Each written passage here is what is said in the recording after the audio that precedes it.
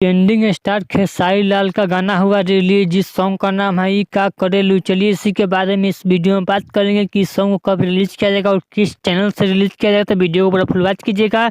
और trending star Khesari Lal का fan है तो प्लीज चैनल सब्सक्राइब करें, वीडियो को लाइक करें, एक प्यार सा कमेंट करें। चलिए बात करें ट्रेंडिंग स्टार खेसारी लाल का ई का करेलू। इस सॉन्ग को काफी अच्छा बनाया गया। इस सॉन्ग को आज ही रिलीज किया जाएगा। बात करें कि इस चैनल को रिलीज किया जाएगा खेसारी म्यूजिक वर्ल्ड के यूट्यूब चैनल पर इस सॉन्ग को रिलीज किया जाएगा। इस सॉन्ग को गाए हैं भोजपुरी के ट्रेंडिंग स्टार खेसारी लाल यादव और शिल्पी राज। इसमें म्यूजिक इनका है, इसका खुलासा भी नहीं हुआ है। इसका राइटर कौन है इसका भी खुलासा भी नहीं बताया गया। इसका जानकारी खेसारी लाल यादव अपने लाइव के माध्यम से दिए हैं। जो आप सब इस लाइव को देखना चाहते हैं तो जय खेसारी लाल यादव के इंस्टाग्राम आईडी पर वहाँ पे आप सबको यह लाइव वीडियो देखने को मिल जाएगा।